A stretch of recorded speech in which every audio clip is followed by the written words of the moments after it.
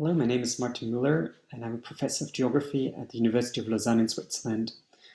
And for the past 10 to 12 years, I've been doing much research work on mega events such as the Olympic Games, the Football World Cup, the Expo Universal Exhibition, and others.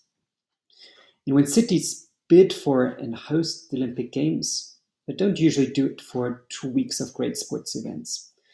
They usually do it hoping that this event will help them reach other goals that are major challenges for cities and countries around the world.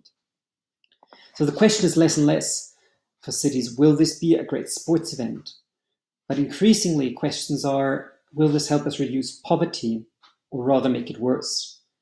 Will it help our economy or will it worsen our economy? Will it contain or will it fuel urban sprawl? Will it reduce our carbon footprint or will it increase our carbon footprint? In other words, the question is increasingly, will this be a sustainable event? And in this talk, I'd like to ask that very question, will this be a sustainable event? And give a response using empirical data that stretches across 16 Olympic Games from 1992 to today. And this is research work that I haven't been doing on my own, but with a team of authors whose names you find right on this slide here. So when one thinks about mega events and sustainability, the first thing that one realizes, or that is striking, is in fact that mega events and sustainability appear to be a paradox. Why a paradox?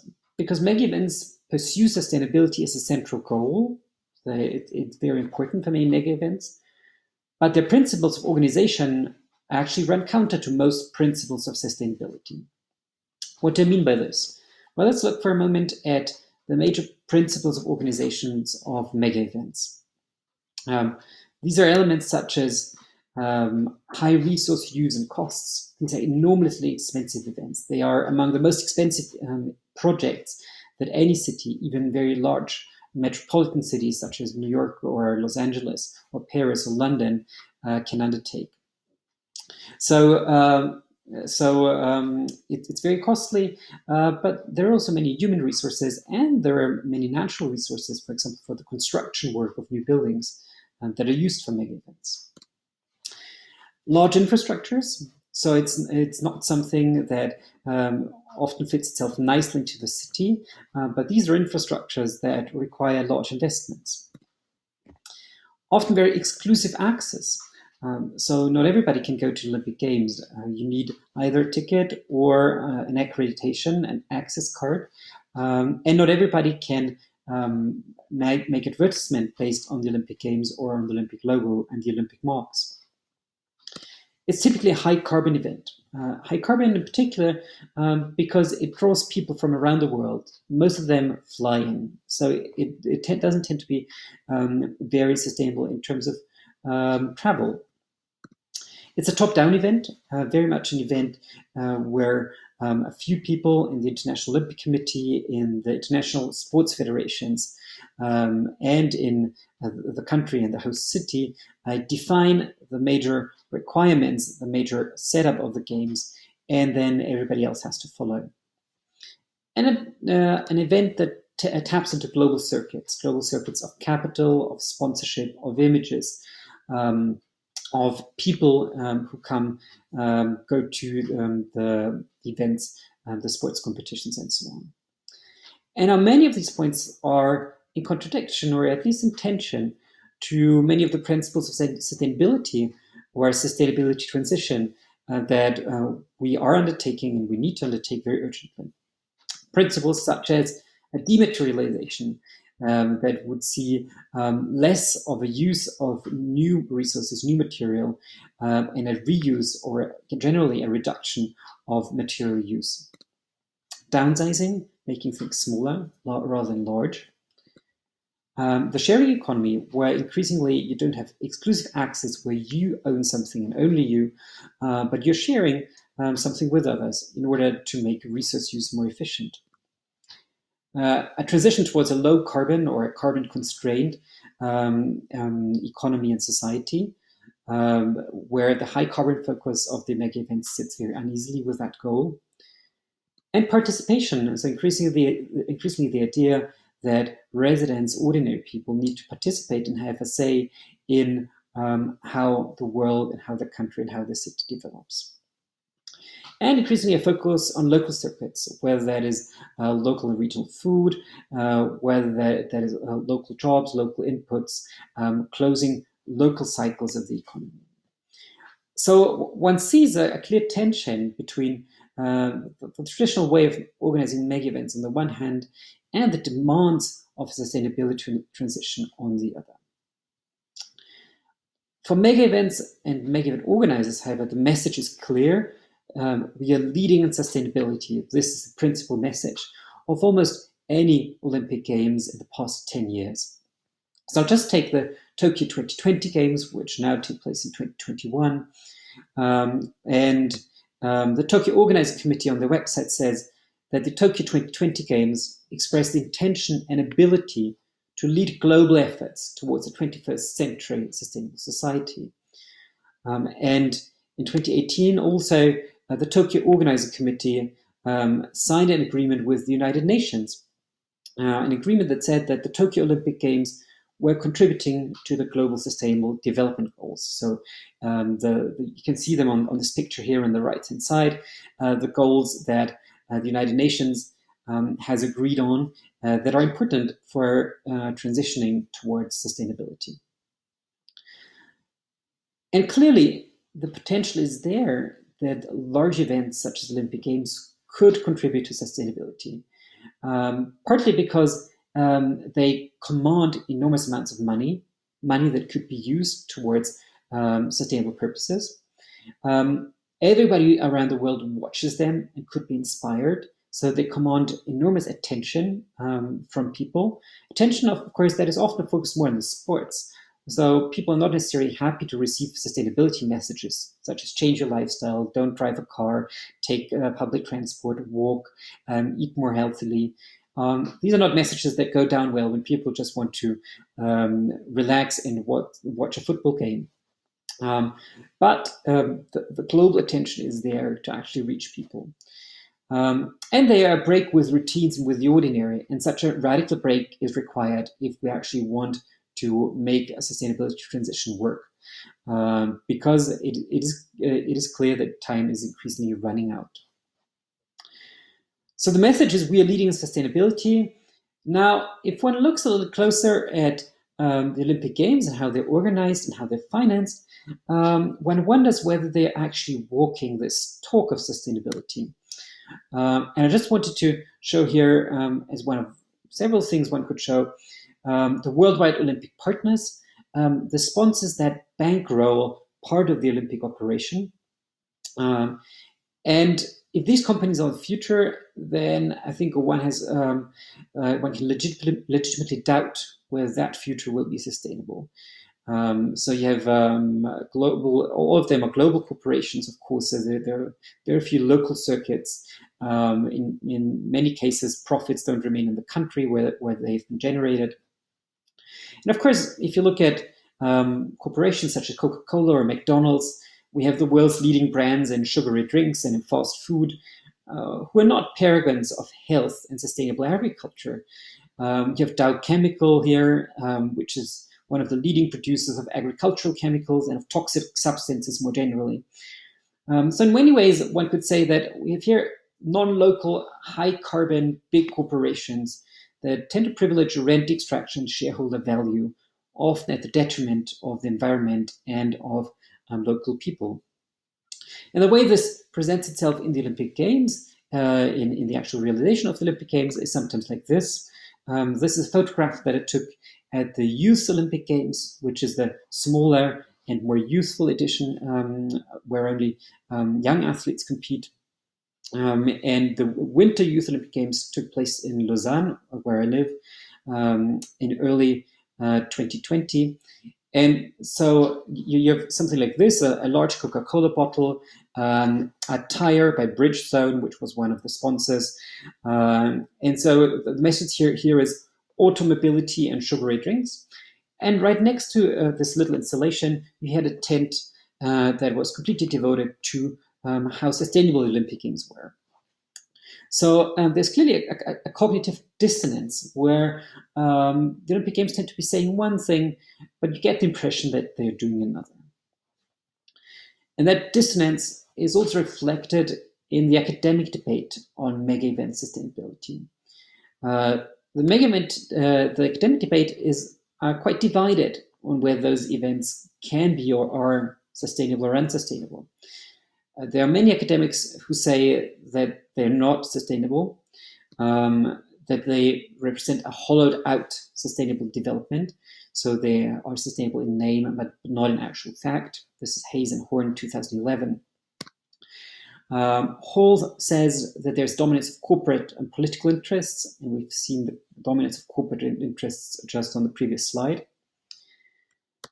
Boykov and Mascarenas say there's lots of greenwashing going on, so they present themselves as sustainable and green, but they're not. And Gaffney talks about the urban development model, and he says that they represent an unsustainable model of urban development. But then there are others who are more positive about the potential of the Olympic Games for sustainable development. Moll says that mega events can facilitate the global spread of sustainability norms. So the idea being that hosts that host mega events have a certain pressure to conform to higher sustainability standards than that would otherwise be the case, because they need to conform to global sustainability standards. Mesa Talavera and others say that the Olympic Games present an opportunity to showcase innovative technologies, new technologies that could advance sustainability. And O'Brien and Chalip say that mega events could be leveraged for sustainability. So the very idea that they could actually help they could not only be sustainable themselves, but they could help make a whole society, a whole city more sustainable. And that is the idea of leveraging. So it is at this juncture and at this controversy whether or not mega events are sustainable or can be sustainable that our research comes in and that this paper starts. But before I start with our research, I'd like some feedback from you. I would like you to take 2 minutes to answer to this question. What for you is the most important element in a sustainable mega event? So think about what a mega event could do in order to be sustainable. There are different actions in different fields in different areas. Just pick one. What for you would be the most important element for a mega event to become sustainable? And then please go to the link that you see there. I don't think you can click on it on the video, but either just tap it into your browser or use your smartphone to scan the QR code that is there, which will take you to that link. And I'll just give you 2 minutes to tap in the answer, which I can show later on then. So it will be quite interesting to see what different aspects people come up with. So I'll give you 2 minutes, I'll be silent, and then we'll continue.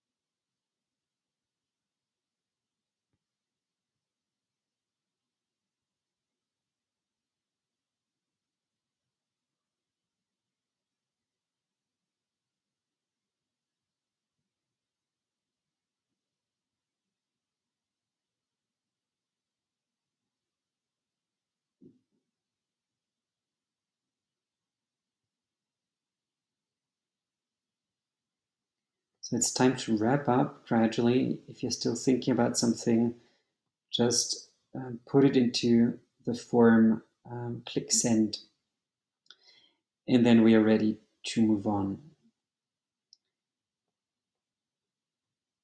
So the first question that I just asked you begs, of course, is how do you define a sustainable mega event? How would you look at a mega event and say this is a sustainable mega event, or and what criteria would you use to try and evaluate whether an event has been more or less sustainable? And so this is the first thing that we need to struggle with, to come up with a definition of sustainable Olympic Games. And we suggest the following definition. Sustainable Olympic Games have a limited ecological and material footprint, enhance social justice, and demonstrate long-term economic efficiency. What you'll see immediately here is that this definition refers to the triple bottom line of sustainability, incorporating ecological, social, and economic elements.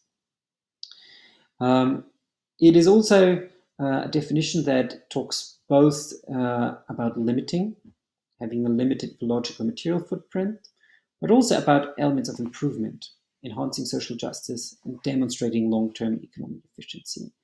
So there is both the element that we need to stay within the planetary boundaries of what kind of life and human consumption our planet can support, while at the same time guaranteeing some basic human well-being, some basic social justice, some long-term economic efficiency, not for efficiency's sake, but for guaranteeing human well-being and satisfaction of basic human needs.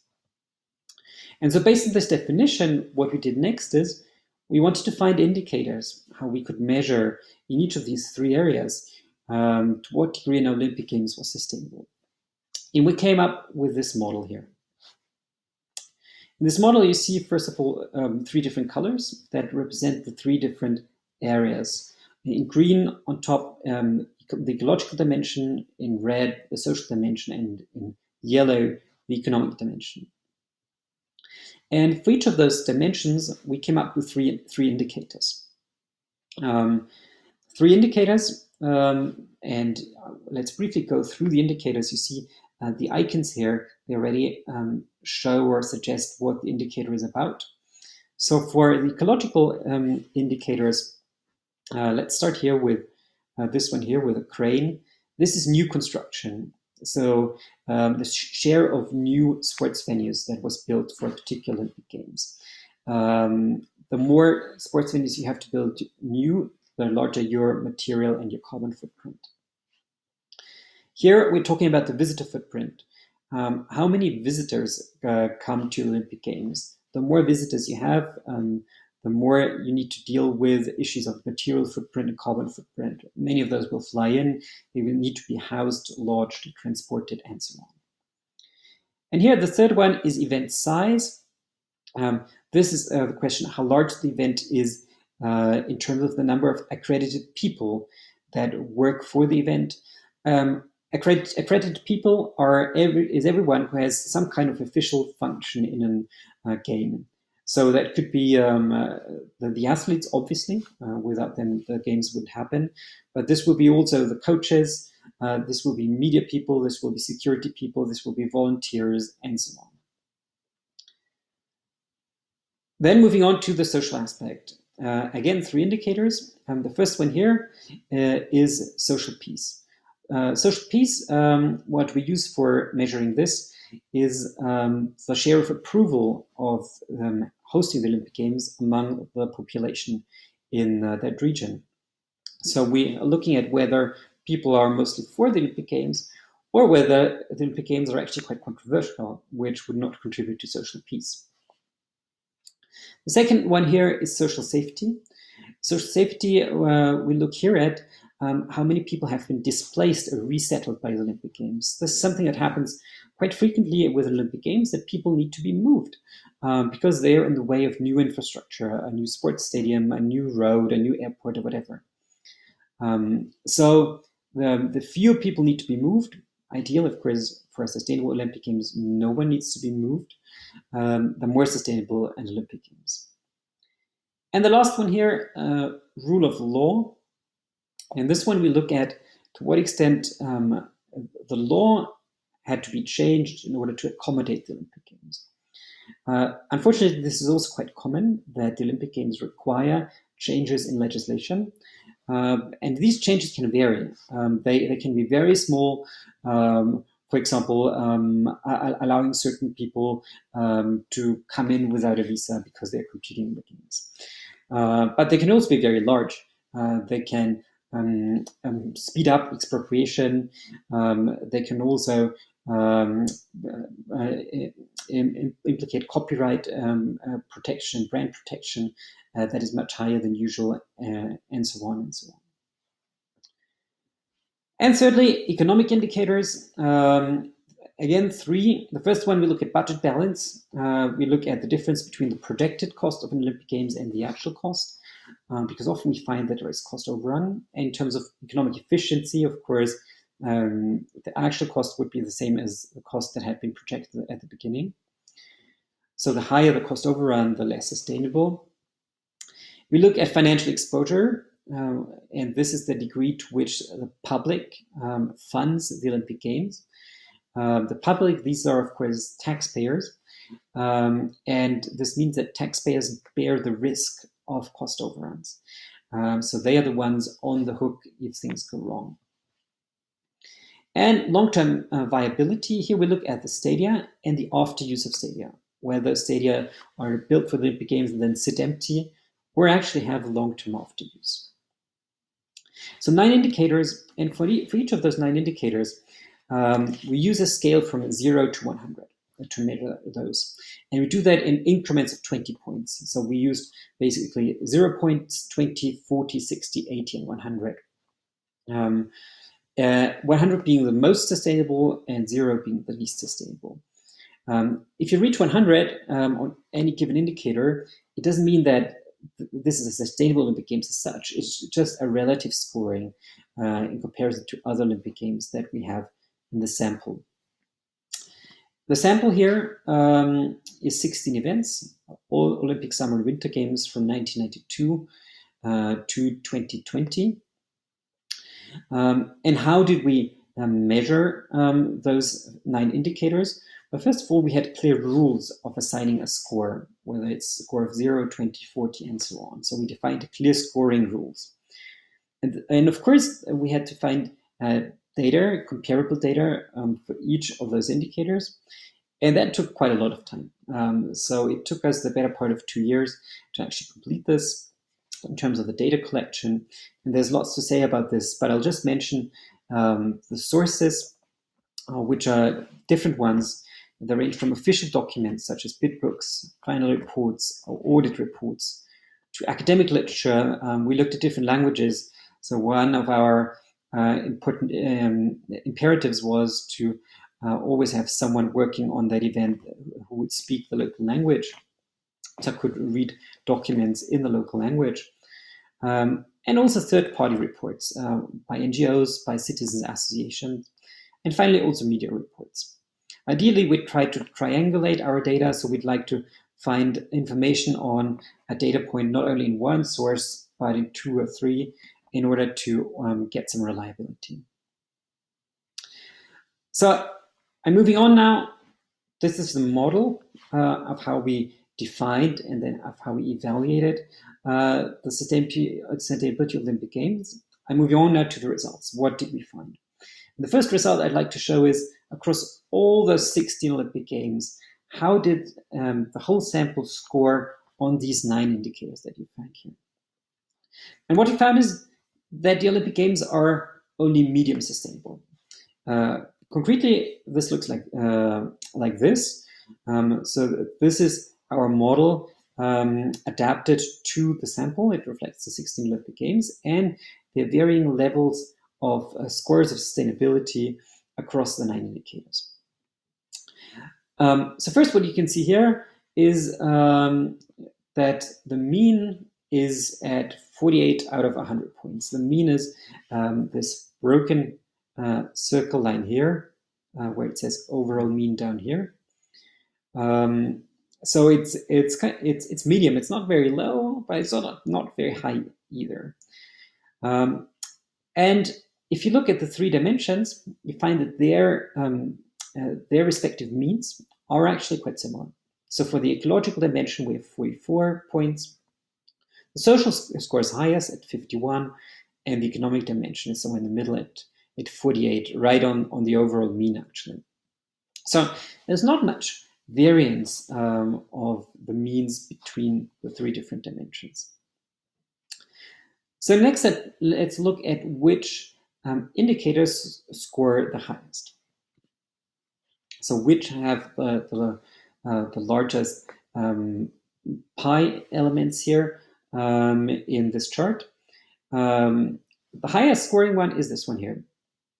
This is the pi here on long-term viability, 76 out of 100 point, which is quite interesting because it establishes, it challenges some established wisdom. This wisdom that mega events tend to produce white elephants. White elephants is the jargon term for underused infrastructure that's built for an event, often at a very large scale, but then hardly used to capacity afterwards. What we have found is that yes, there are some white elephants, but actually across the whole sample, long-term viability after use of venues is actually quite solid. The next best indicator is social peace. This is the approval rate of the Olympic Games, and there as well, approval rate is quite solid. It could be higher always, but overall, the Olympic Games, where they are finally organized, they're not organized against the will of the people. Let's go to the lowest scores. Well, which of the indicators have the lowest scores? First of all, that's budget balance, this little element here. So one sees here confirmed that Olympic Games are over budget regularly, almost without exception, and to a very high degree. This is reflected in this very small element here. And then also new construction, which is here, and social safety here on the other side, both at 35 points. So there are many new venues built for Olympic Games, and also there's quite a number of people that is displaced for hosting the Olympic Games. So these are clearly unsustainable elements of the Olympic Games across the whole sample. So we've been looking here at the mean values. Each of these little pi elements represents the mean of the 16 Olympic Games. And these means, however, disguise quite some variance in the scores of the individual Olympic Games that are behind them. Because one would think here, if one looks at that, well, actually none of the Olympic Games gets close to 100. But actually, if you look across the sample, there are a number of Olympic Games. In almost every one of those 9 indicators, you have at least one Olympic Games that scores 100 or at least 80 points. So it is possible actually to score highly. High sustainability is possible. And one can see this in this diagram here. In statistics, this is called a box plot. And so what I've done here is I have this box plot, and it's called box plot because there are these little boxes here. And I've done box plots for the 9 indicators again. So you have here the 3 ecological ones, the 3 social ones, the 3 economic ones. And what these box plots basically show is how the values of the 16 Olympic Games that are behind and coded in each of those indicators, how those values spread across the whole scale from 0 to 100. And I would just like you to look at what in a box plot is called the whiskers. So these are the extremes out here, the little lines that limit the whole box plots. And these are the extreme values. And you can see it if you look at the top here, that for almost every indicator, the extreme value is either 100. So for visitor footprint, event size, social peace, social safety, budget balance, and long-term viability, there were events, there were Olympic Games that actually reached a score of 100, which is the highest score you can reach. And for the others, there were events that reached at least 80. And 80 is simply saying, here you would have had 100 if you had no new construction.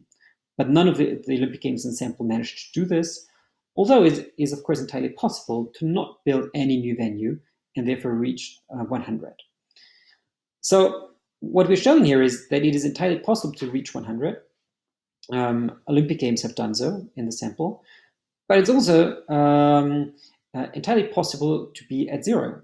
And many indicators here do have at least one Olympic Games that was at 0, which is indicated by the fact that almost all of the box plots here reach down until 0. So there's little consistency in how individual Olympic Games score on the indicators. You see a very wide variance in these box plots. There are both very high and very low score present, meaning that you have Olympic Games that scored very lowly in some aspects, but also very highly in some. High scores are possible, and this box plot is important because it does show the variance that is hidden behind those mean values that I showed before. Now, the next question, of course, is what does the development look like over time? We have now seen a snapshot of all 16 events. And how does sustainability develop from 1992, where our sample starts, to 2020, where it ends? Because one would expect that sustainability increases as the awareness of the need for sustainability increases. Basically, sustainability came on the agenda at the end of the 1980s, beginning of the 1990s. So you would expect that as sustainability becomes more and more important over time, that the sustainability of the Olympic Games actually goes up. And probably the most striking result in our research was that the opposite is the case. Olympic Games are becoming less sustainable over time. And one can see this very clearly in this graph, which has many lines, but I'd like you to focus on the broken straight lines here that you can see here. The broken straight lines are trend lines. They're the trend lines for the 3 dimensions. So green is the ecological dimension, red social dimension, and yellow is the economic dimension. And you can see that each of those trend lines is pointing downwards.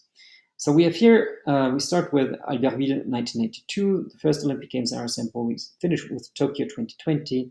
And as we go along this timeline here, all of the indicators for the dimensions are pointing downwards.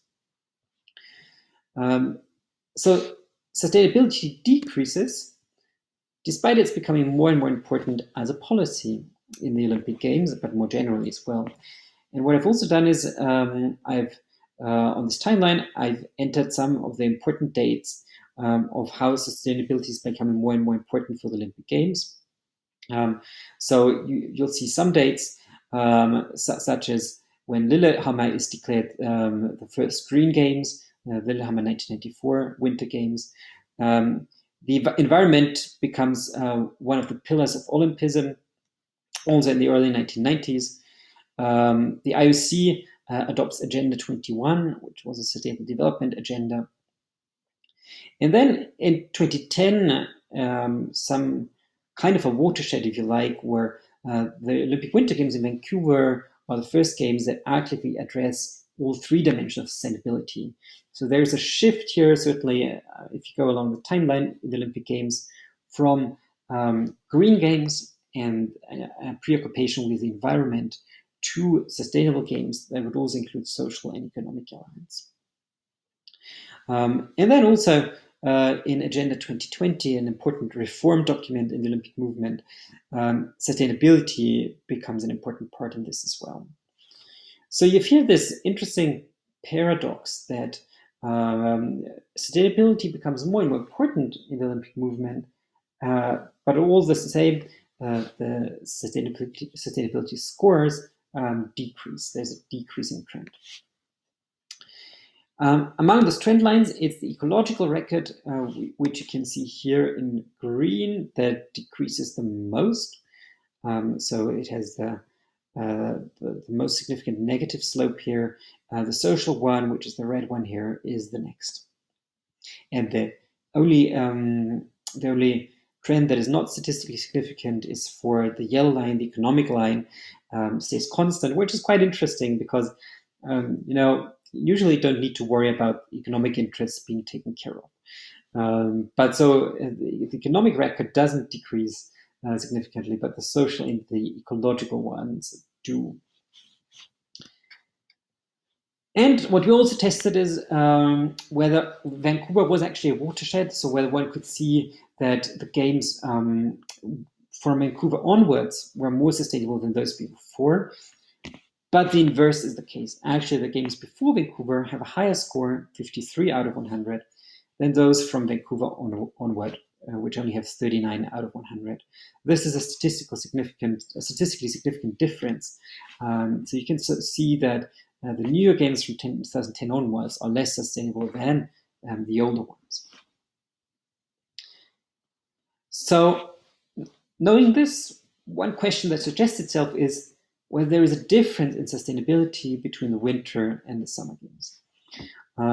Because in the academic literature, there's a tendency to assume that winter games are less sustainable than summer games. And that is linked to the fact that winter games have often been subject to environmental protest and criticism because they are often taking place, at least in part, in more pristine environments, in forests, in mountain areas. Sometimes there are protected areas nearby. So environmental protest has been more salient with the winter games than with the summer games. So we wanted to know, are winter games indeed less sustainable than summer games? But we did find actually that summer and winter games are equally sustainable or unsustainable. And you can see that in this graph here, a graph that shows, if you look, first of all, at the broken lines, the overall means. So these are these very light lines here. You see that there's no significant difference in overall mean scores. But what you do see is that there's quite some difference in terms of which indicators the summer games score highly in, and which indicators the Winter Olympic Games score highly in. That is quite a difference. So between individual indicators, there is quite some difference. Winter Games have a smaller visitor footprints and displace few people. So you can see this here. The visitor footprint has a higher sustainability score, and also the social safety indicator has a higher score than in the summer games. Summer games which displace quite a large number of people and have a very large visitor footprint. And summer games, on the other hand, have a lower share of new venues, which you can see here, new construction, where the winter games are doing very badly, a very low sustainability score with lots of new construction. And the summer games have higher approval, so higher social peace score than the winter games. It's interesting to speculate on that last aspect, why the summer games would have higher approval rate than the winter games. Could have to do with the more elite aspect of the winter games, where many of the winter sports are just available to a much smaller fraction of the population, and the winter games appeals only to a smaller fraction of population, those that can afford to be engaged in winter sports, whether that's skiing or snowboarding or ice skating and so on and so on. Whereas summer, and they also create more specialized infrastructure, often up in the mountains, which does not have as much of an immediate after use or utility to the population as compared to some of the infrastructure that the summer games create. So there's some potential reasons behind these differences that are interesting to reflect on. Now, at this point, you'll probably be burdened to know which of the 16 Olympics in our sample scored the best and which scored the worst. So I've saved the best for the last, but at first I want you to guess. You see here the 6 Olympic Games of our sample, and you've got 2 minutes now to think about which of those 6 Olympic Games you think is leading the pack in having been the most sustainable of our sample. I'll give you a little while to think about this, and then please, as before, go to the link, scan the QR code, and then key in your answer.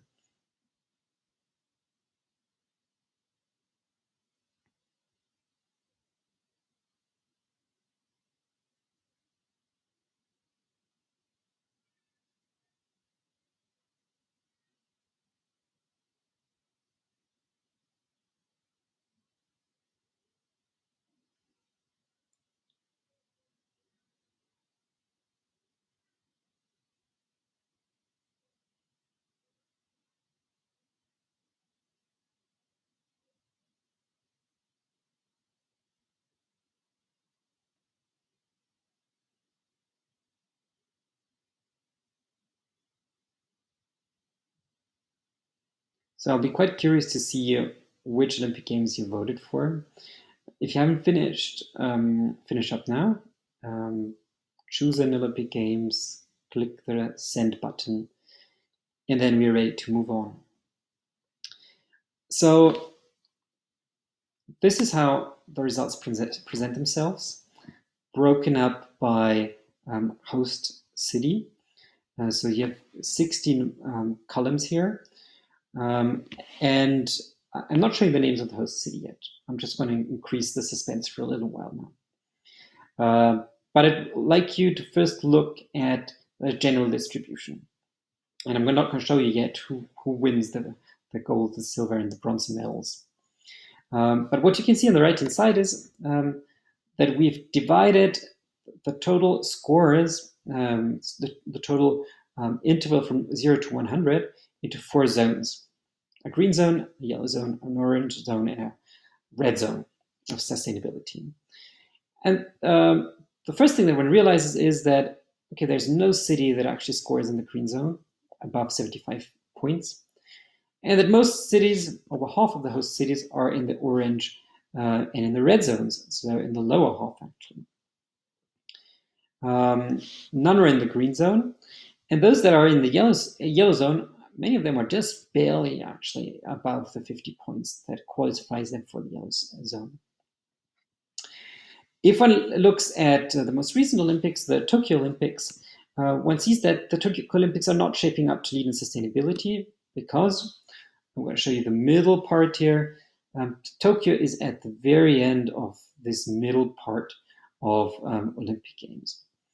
And you see a couple of other Olympic Games that end up here in the middle or even towards the end, such as London, an Olympic Games that placed lots of store by its sustainability achievements, but they don't come out very highly here.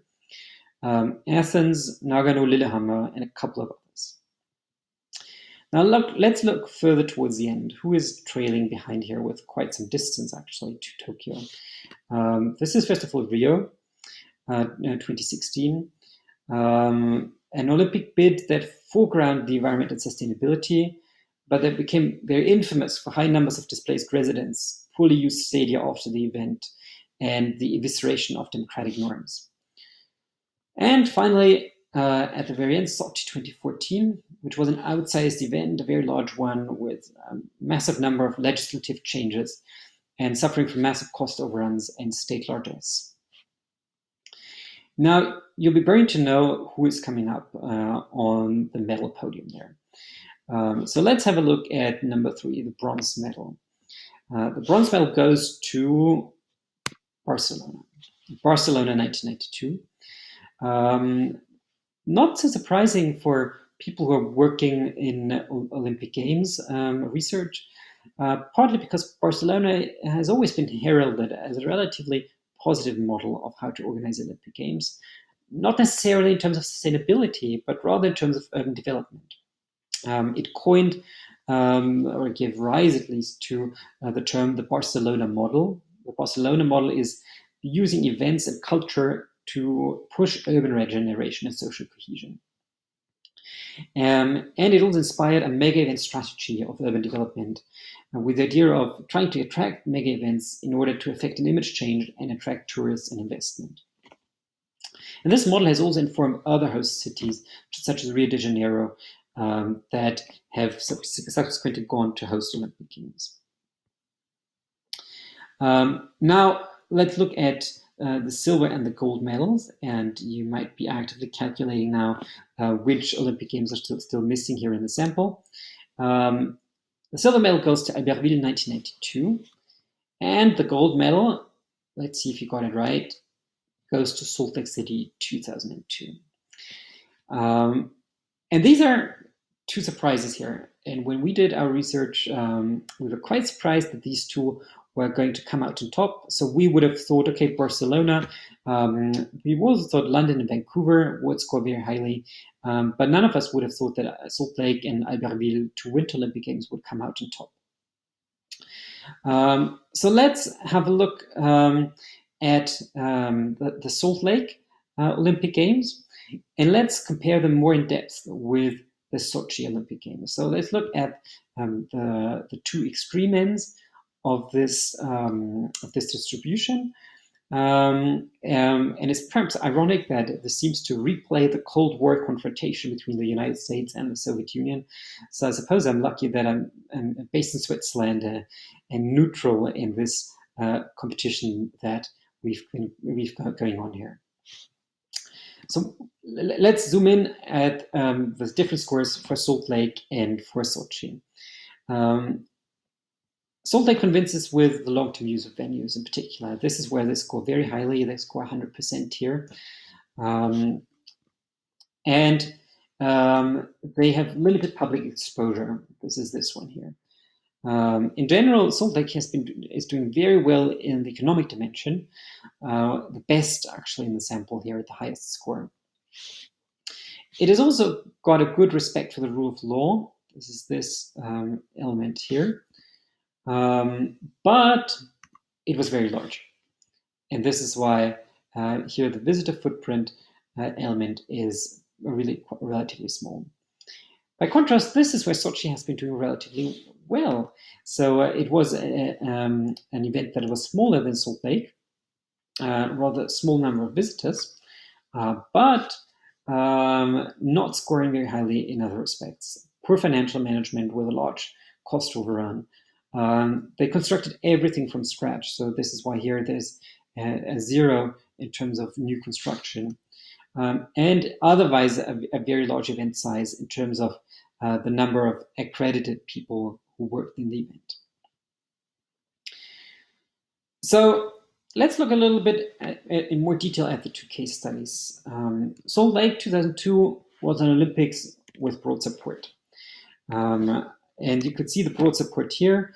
This is a crowd that celebrates in Washington Square, which is Central Square in Salt Lake City in 1995, after it was announced that Salt Lake City would host the 2002 Winter Olympic Games. And of course, with the imprint of the Corona experience in mind, one now recoils at these crowds. And just a little while ago, this scene that we are seeing here in the picture was connotated as a scene of joy and fun and enthusiasm and relaxation, and now it's connotated with danger and with danger and fear and with negative emotions. So it's quite interesting how very quickly these emotions that are attached to certain scenes can change. It was a bid initiated by the city, Utah State, and local entrepreneurs. So a relatively broad alliance of actors here. And the role of the local government was facilitative. So it did not actively push the bid forward, but it helped it along. What were the goals of that bid? Well, the first one was to make Utah the winter sports capital of North America. It's important to know that up until the 1980s, 1990s, Salt Lake City was actually not one of the big hotspots of neither of winter tourism nor of economic migration and investment in that region. And so a main idea was to put the city and the state on the map. To generate benefits to the state, so there was economic rationale, and to provide a long-lasting legacy beyond the games. There was public funding for the sports facilities, but beyond that, the organizers also managed to leverage quite a bit of private funding for that Olympic Games. Now, what did Salt Lake City get right? How can we explain that high score in sustainability?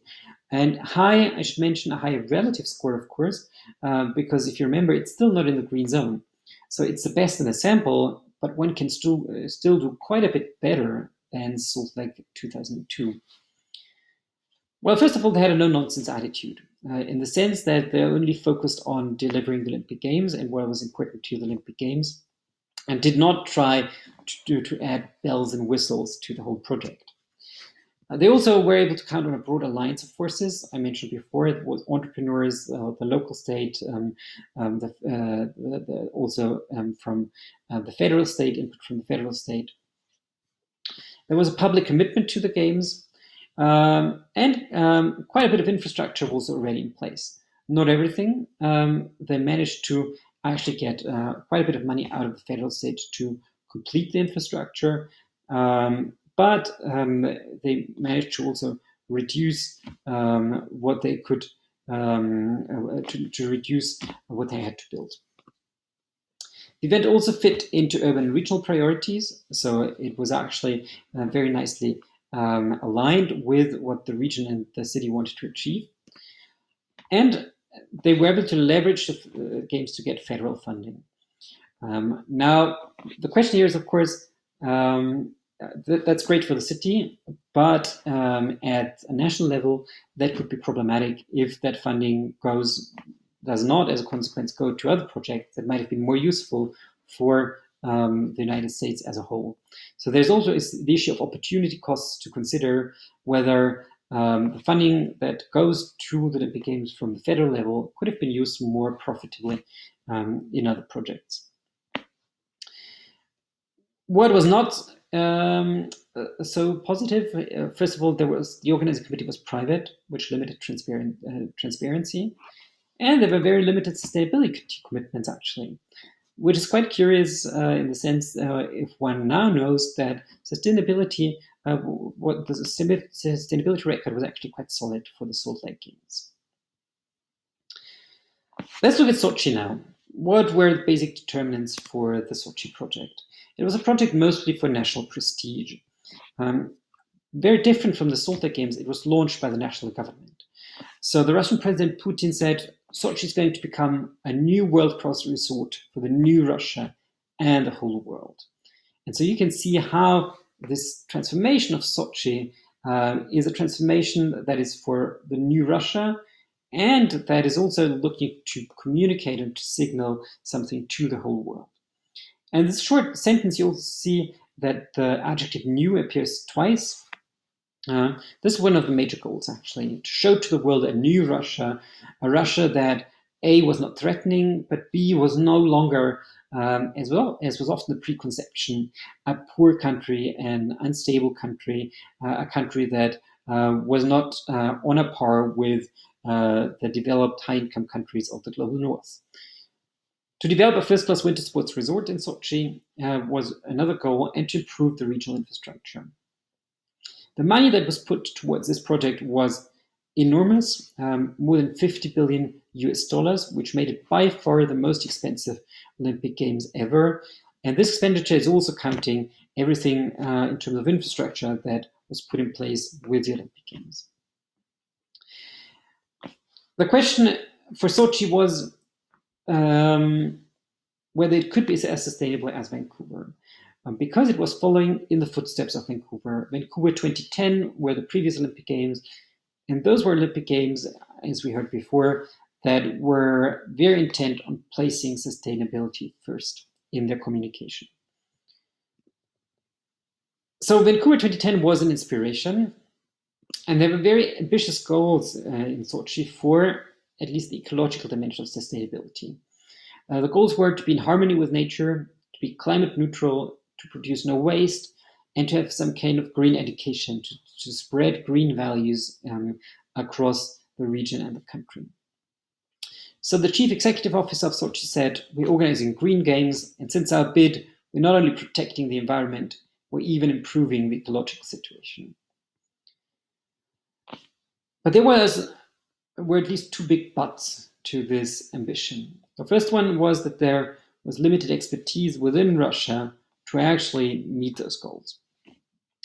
That had to do with the fact that sustainability as a word doesn't even directly translate into Russian, and there's very limited awareness or very limited national standards even that would encourage sustainable actions. So there was, as a consequence, also limited public and government support, simply because sustainability or sustainable actions were not very much high up on the agenda. And you can see this also by the fact that most of the sustainability agenda of the Olympic Games in Sochi concentrated on the ecological aspects and not so much on the social and the economic ones. So this was very much then oriented towards an environmental notion of sustainability. But even there, many things actually did go wrong, and there was a wide gap between the ambitions and the reality of creating sustainable Olympic Games. The sustainability plan was in many respects not enforced. Quite the opposite was the case. Instead of improving the environment, there was extensive environmental damage in many respects, ranging from forests being cut down to wastewater being discharged into the river. There were also social issues in terms of treatment of migrant workers, of resettlement of people, and so on. And one could also see that the prestige element of the Olympic Games dominated over the question, how can those facilities be used afterwards?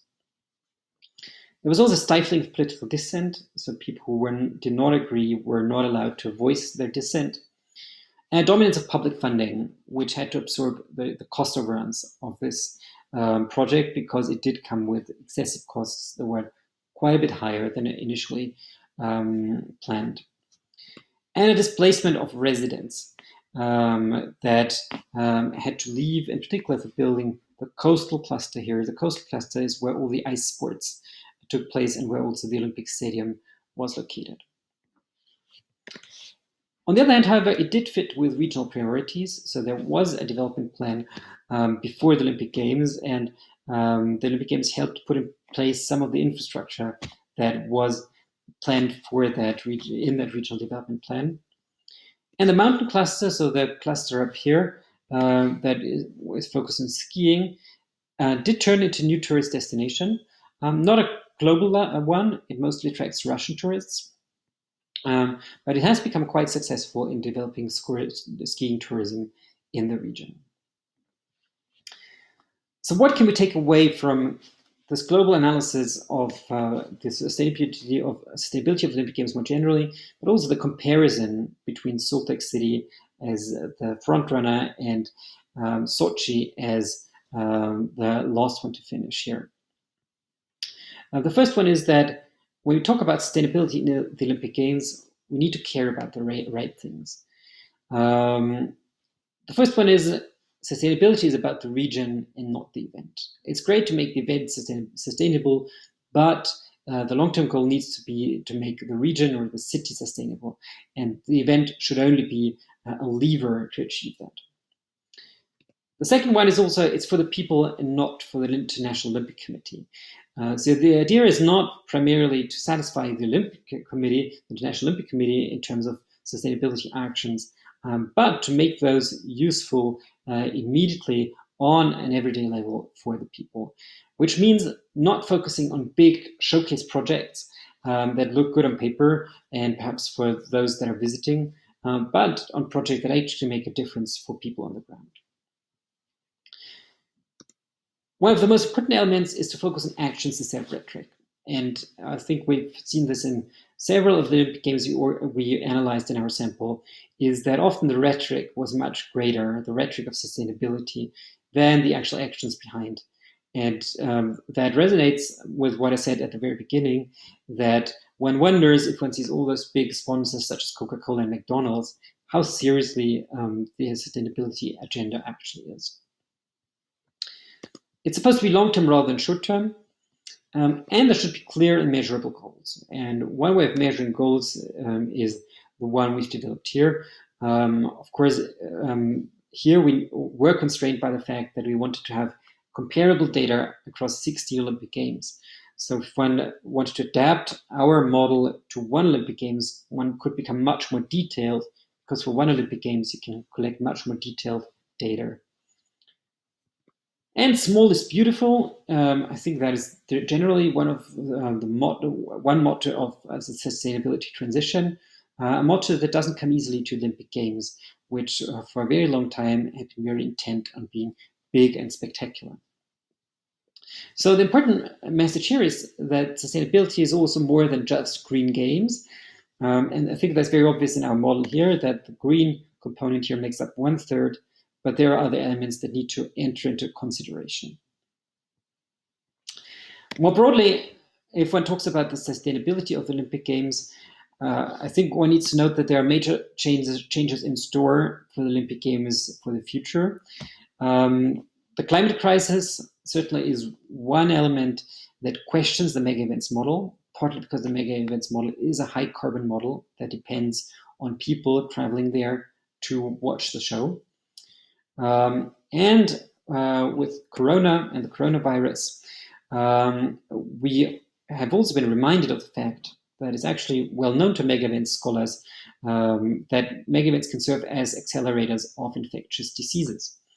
And so these two elements, this heightened awareness of pandemics and the climate crisis, are actually placed mega events in the first line of being very exposed to those two elements. So I think we're going to see major changes in how mega events will be conducted in the future. We also see that excessive growth and the excessive costs of mega events, of recent mega events, has discouraged future hosts for bidding. And the declining sustainability causes concern because, as we've seen, sustainability has not increased over time, but it has declined. So mega events such as the Olympic Games will not be able to do without radical changes that go beyond just trying to optimize your performance on some sustainability indicator, but one really needs to think very carefully about how the Olympic Games of the future would need to look like. And here I would like to finish with three ideas. These are more ideas. I'm not going to flesh them out, but ideas up for debate. I think we can't do without greatly downsizing the event, without making it much smaller in terms of the number of visitors, in terms of the infrastructure required, in terms of the costs that go into it, and in terms of the number of the people that are involved in one way or the other in organizing the event. Second, to rotate the Olympic Games among the same cities in order to avoid that every city, every new host city needs to go through this whole learning process and needs to build some of the infrastructure from scratch. So one could have a select number of cities on different continents that would receive the Olympic Games in a rotation system every 12 years. And when it comes to sustainability, we need an independent body to develop, monitor, and enforce credible sustainability standards.